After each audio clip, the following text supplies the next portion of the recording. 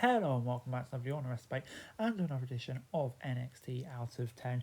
And it is a big episode of NXT today. It's the first episode of 2026, New Year's Evil special. And yeah, we've got 3 title matches and a grudge bout, so a lot happening. But the show opened up with a special recap of 2025 before Vic Joseph and Booker T were in their crow's nest instead of the commentary desk to intro the show. Hale began making her entrance for the North American title bout, but Monroe attacked her from behind. She threw Hale into the steel steps and nailed her with a steel chair. As the officials tried to separate, then Ricky Saints' music hit and he made his way to the ring. He said it seemed like a match that wouldn't be put on pause, so he decided to give the crowd a gift by kicking off the show.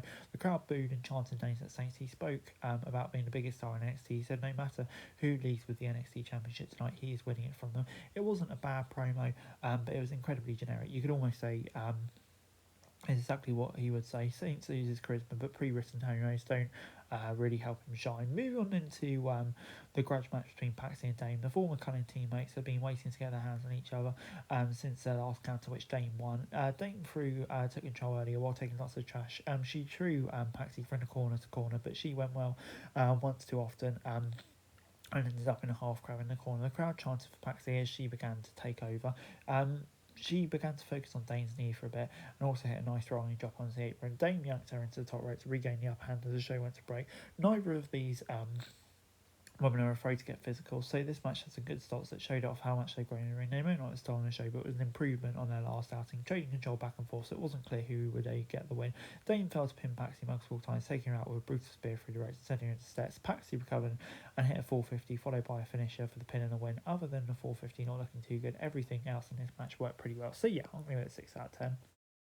The Women's Championship was then on the line when Jane defended against the Evolved Women's Champion Gray. Sinclair, Henley and Reed were at ringside supporting their allies. Gray scored the first takedown and Jade took a moment to breathe before they locked up again. Gray immediately took her down into an armbar, but the champ grabbed the bottom rope to break the hold right away. Gray used her speed and agility to run circles around Jane before drop kicking her out of the ring so she could take out the entire fatal textbook moonsault. Jane was able to gain the advantage right before the break. Gray began making a comeback once the show returned, but both women went for a crossbody and collided in the middle of the ring. Gray started building momentum as the crowd got behind her, but the champ was still in the fight. It was a high energy match that made both look like future stars. They really worked hard to make this a highlight of the show. Henley and Reed got involved to cause a distraction, but break up the armbar, but Gray recovered and locked it back in. Jane escaped with a little help from Henley. She hit her finisher to the win. The ending wasn't ideal, but for how Fatal Influence wins most of its matches, everything else was fun and yeah, worth taking the time to watch if you missed the show. So I'm going to give it a 7 out of 10.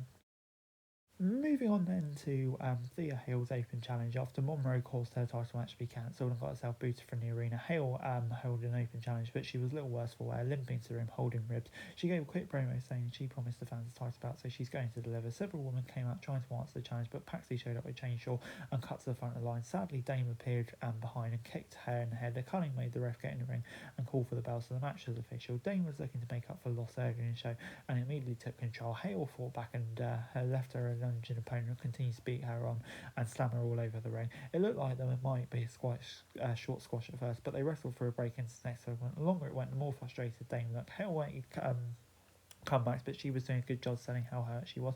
When the fight spilled out of the ring, Dame chokeslammed the champ on the announce desk. In the end, Dame ended up getting the win to become the North American champion. A solid match.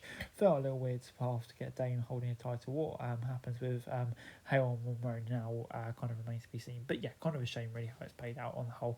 I'm going to give it a 6 out of 10.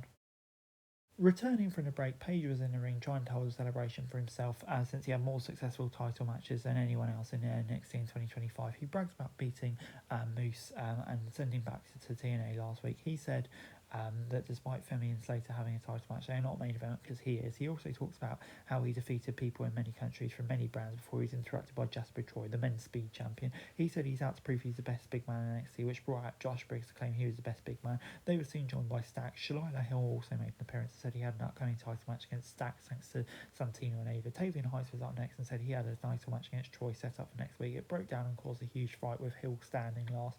It was one of the most contrived segments. No one really came away looking better. So yeah, I'm going to have to give it a 5 out of 10. As we then moved on to Femi versus Slater, Carlos Silva was at ringside watching this. The Ruler was able to keep Slater grounded by holding him in a wrist lock for a little while. He was trying to take the X Division champion apart, but Slater kept trying to fight back. We returned from a break moments later as Slater lured Femi into hitting his knee against the ring post. The High Flyer was able to take steps take control and sent Femi over the steel set. Slater's been an exciting addition. This was another good performance.